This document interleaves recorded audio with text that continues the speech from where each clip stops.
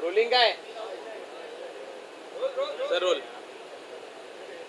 काल जर आपण बघितलं तर सोमनाथ सूर्यवंशींच्या बाबतीत न्यायदंड अधिकाऱ्यांनी सांगितलेलं, त्यांचा अहवाल आलेला आहे की सोमनाथ सूर्यवंशीला पोलीस स्टेशनमध्ये मारहाण झाली होती आणि मारहाण झाल्यानंतरच त्यांचा मृत्यू त्या ठिकाणी झाला।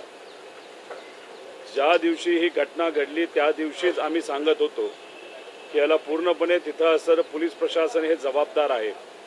उगाचच तिथं सोमनाथ सूर्यवंशीला त्या ठिकाणी मारलं गेलं आणि त्याच्यात त्यांचा मृत्यू झाला। त्यावेळेसपासून आत्तापर्यंत आम्ही हेच सांगत होतो, पण सत्तेत असणारे मंत्री नेते हे नेहमी त्या ठिकाणी काही गोष्टी लपवण्याचा प्रयत्न तिथं करत होते।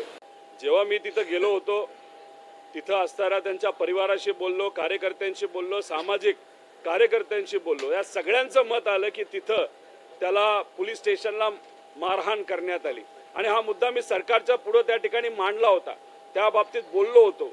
त्याच्यानंतर आम्ही सर्वांनी अधिवेशनामध्ये सुद्धा निवेदन दिलं होतं।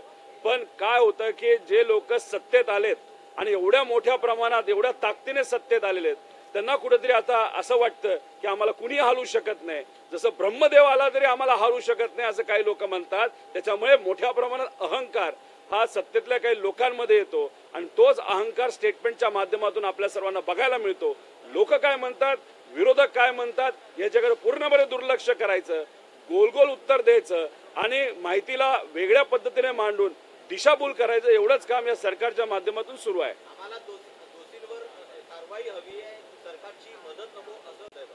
आता तसंच आहे, देशमुख परिवार तेच म्हणते, सूर्यवंशी परिवार तेच म्हणते।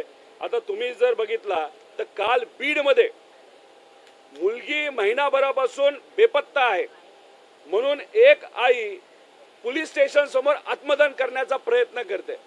पोटची मुलगी 1 महिना जर सापडत नसेल, पोलिसांना सांगून सुद्धा पोलीस जर त्याच्याकडे दुर्लक्ष करत असेल, कुठल्याही प्रकारे त्या मुलीला शोधण्याचा प्रयत्न पोलीस करत नसेल, तर एक गरीब महिला, ठीक आहे ती सेलिब्रिटी नाही, ती नेत्याची कुणी नाही, पण एक गरीब महिला फक्त आपल्या मुलीसाठी स्वतःचा जीव घालवायला तयार आहे। पण या पोलीस प्रशासनाला, या सरकारला त्या बाबतीत काहीही पडलं नाही।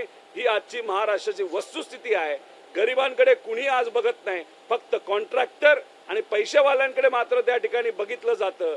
जर एखादा नेत्याचा मुलगा थायलंडला प्रायव्हेट विमानाने कशाला कामाला का मजा मारायला जात असेल तर त्याला प्रायव्हेट विमान दिलं जातं आणि हवेतला हवेत परत विमान हे पुण्याकडे सुद्धा आणलं जातं। पण का? कारण का तो नेत्याचा मुलगा आहे। पण एक आई आपल्या पोटच्या मुलीला शोधण्यासाठी प्रयत्न करते आणि पोलीस जे गरिबासाठी असते ते मात्र त्या ठिकाणी गप्प बसतात आणि आईला दुसरा पर्याय राहत नाही, स्वतःच्या अंगावर पेट्रोल टाकून आत्मदहन करण्याचा प्रयत्न तिथं केला। ही महाराष्ट्राची वस्तुस्थिती आहे आणि ही अतिशय दुर्दैवी आहे।